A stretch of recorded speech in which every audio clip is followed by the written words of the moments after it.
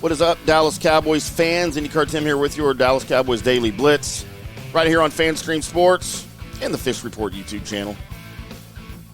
It is the Eagles post game. How you feeling? How are you feeling after that? Literally, it ended 30 seconds ago as I'm recording this. And, you know, I guess it got a lot more exciting there towards the end of the game than what we thought it would. And I've got some notes here. We'll just quickly go over this. We're not going to do an extended show. We're going to do more quick hits here for you and let you get back to your commiserating with whoever you watch the game with, as I will do as I crack open a beer here in about 5 minutes. But, for Dallas, I thought I had my notes from the game from earlier before it got close there in the fourth quarter. Drops. 4 big drops by otherwise sure-handed Cowboys receivers. Pollard dropped a big ball. Lamb dropped a big ball. Gallup dropped a first down ball. And Ferguson had a drop. That's inexcusable for these guys. Dak needs all the freaking help he can get. And when he's not getting help from his receivers, it just makes him look even worse. So, I've been very critical of Dak recently, and I thought Dak had a really good game today. I thought his decision-making was great. He, not that he played flawlessly, but I thought Dak had a great game. This might have been one of the best games of the season for him. That's saying something for me to admit that about Dak. He goes 29 of 44, 374 yards, 3 touchdown passes, 8.5-yard average per pass. That's great for Dak, man, and he wasn't getting help from anybody. The run game couldn't do anything. 73 total yards on the ground for the Cowboys. Pollard, 12 carries, 51 yards. The passing game was great. CeeDee Lamb just shy of 200 yards, 11 catches, 191 yards. Had he not dropped that one ball that hit him right in the hands, he'd have been over 200. 16 targets, 11 catches on 16 targets. I don't like that ratio very much, but, against a stout defense like the Eagles.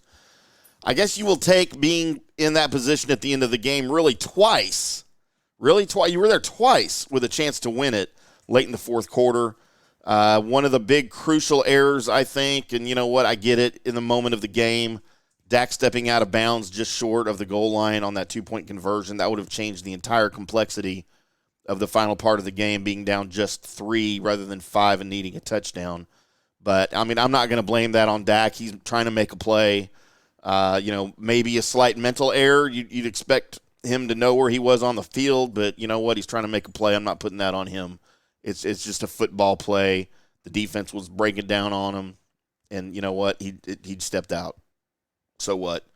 I thought the play, the 4th and 1, where Schoonmaker was about a foot short of getting in the end zone, I put that on Schoonmaker. When you're running that route, you got to make sure you're across the goal line.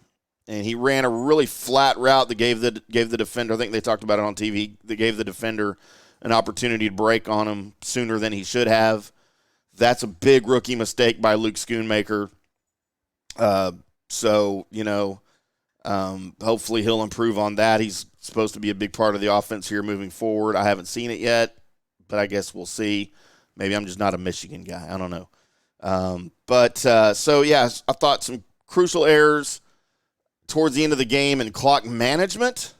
I did not think the Cowboys had any kind of sense of urgency late in the fourth quarter on either one of those drives when they were trying to score, just letting the clock tick away. They had all 3 of their timeouts. I'm not saying take timeouts, but, man, they let a lot of time tick by in between plays. Just no sense of urgency, and it came up and bit them in the ass there at the end of the game when you were running out of clock on that final drive. By the way, the Eagles did everything they could do to give that game to Dallas. Everything they could do with those huge penalties on that final drive to get the Cowboys, down into position to try to make a play. But then the 2 big sacks. I didn't think Terrence Steele had the greatest of games today. And the offensive line, again, they're not the offensive line from 2 years ago. I get it. Everybody's older. A couple of them are hurting, a little bit. It's fine. It is what it is. That's the line we have. I just think the offense should be planning more for the offensive line to not be as good as it was 2 years ago, and I don't see them doing that. But your final: Philly 28, Dallas 23. The Eagles now 8-1. Cowboys now 5-3, and man, that 5-3 hurts. That loss to Arizona hurts really bad right now. But especially since that's the only game the Cardinals have won all season. But entertainment value, it's a 10. It was a 10 today, right? I mean, I think so from an entertainment and from a fan standpoint. But that's not going to win you playoff games, and that's not going to win you any championships. Just being entertaining. So. Kudos to the Eagles. Never thought I'd hear myself say that. Jalen Hurts, I thought they pretty much kept him in check today. 17-23, 207 yards, 2 touchdowns. Yes, he's supposedly been a little bit hobbled with that knee. Kind of tweaked it again today right before the first half, or right before half was over. But, the Eagles are going to eagle. I still hate the stupid tush-push play. I think it should be banned just because nobody else can do it. It's probably not fair, but that's what I think. I'm sticking to my guns there. Appreciate you guys tuning in today. Go commiserate with your buddies. Cowboys, we'll go get them next week. Who do we have next week? As you have the Giants, if I can read in the dark on my calendar, next week. So we'll prep for that. We'll do some shows here early in the week. Maybe do a little deep dive on this one before we get there. But, let's prep for Giants. Let's get everybody healthy this week. We'll come at you again here on the Fish Report YouTube channel and on FanStreamSports.com. I appreciate you guys tuning in. And until next time, we'll see you.